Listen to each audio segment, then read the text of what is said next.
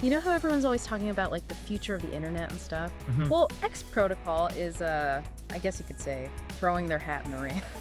They're aiming to build that future with games and entertainment on the blockchain, which is, Interesting. yeah, and they're doing it with this, get this, a $299 smartphone Wow.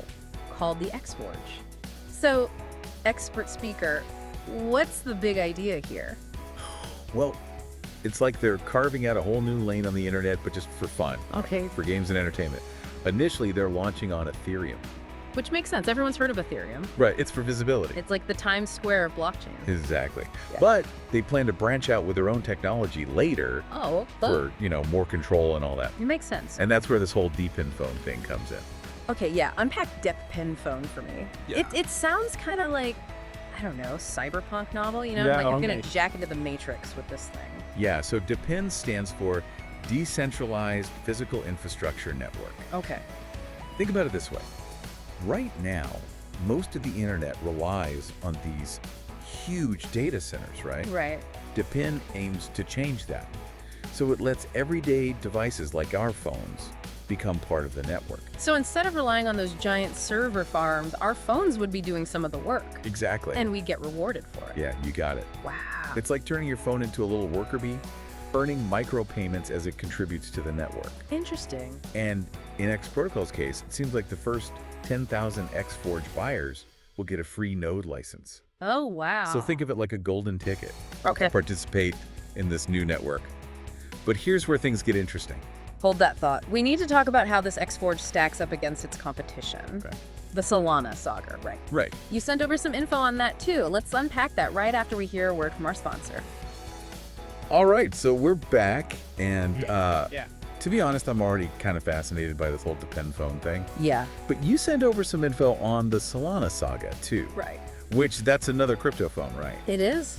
How does this XForge stack up against that? Yeah, it's a really good comparison because Okay. they're both kind of going for that same market, right? Trying to get these phones in people's hands, Yeah. trying to make blockchain tech more, I guess you could say, No. mainstream. More accessible.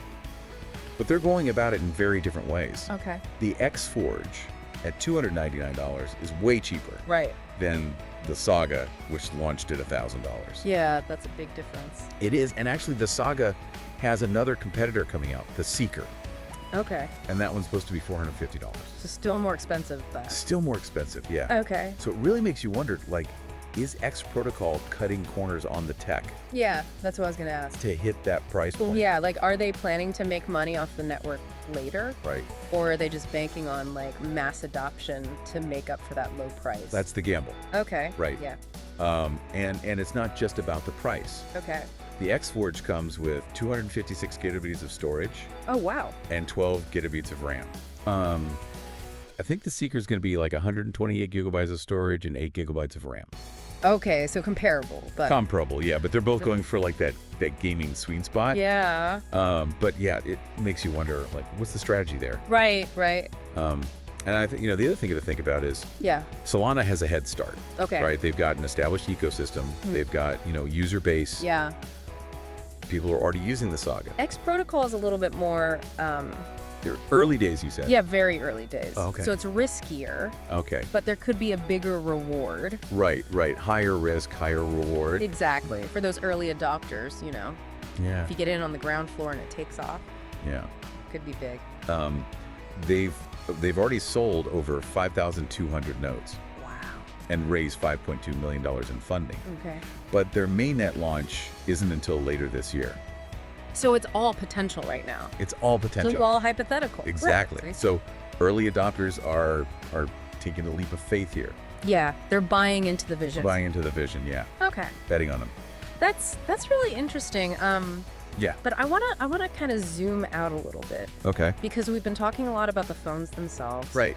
But what does this whole DePIN thing mean for the future of the internet?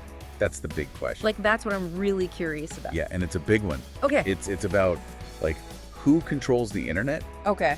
who has access to it, Mhm. and who profits from it.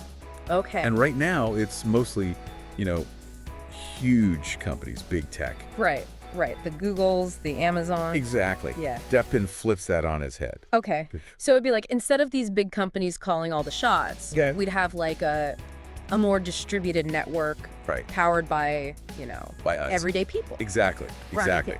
And that means, Yeah. more control for us Okay.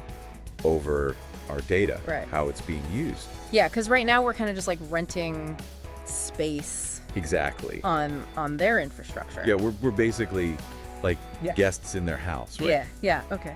DePIN is like, hey, Yeah. you can own a piece of this. Oh, interesting. Okay. Yeah. So instead of just being like users, we'd become more like Stakeholders. stakeholders. Yeah. Okay, I like that. With a real stake in how it works. Yeah, so we care more. Exactly. We're invested, so to speak. Exactly. This almost feels like, when the internet first started. Yeah. And everyone was like, whoa, this is going to change everything. Totally. And then it did. It did. Yeah. I know. Yeah. It's like that same feeling of like Yeah. possibility. It's a paradigm shift. Right. Maybe we'll see.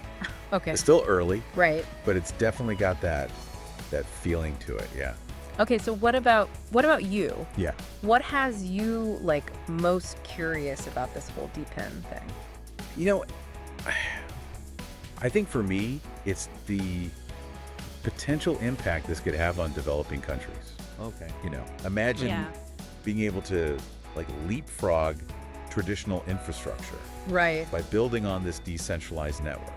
Oh, that's interesting. You know what I mean? Yeah. Suddenly all these people have access to the internet and all the benefits that come with that. Oh, wow. That's huge. That's a really good point. Yeah. I hadn't even thought about that. It's a game changer, potentially. Yeah. It's not just about like making a quick buck Exactly. It's bigger than that. with a crypto phone. Right. It's about, Yeah. like you said, who controls the internet, Yeah.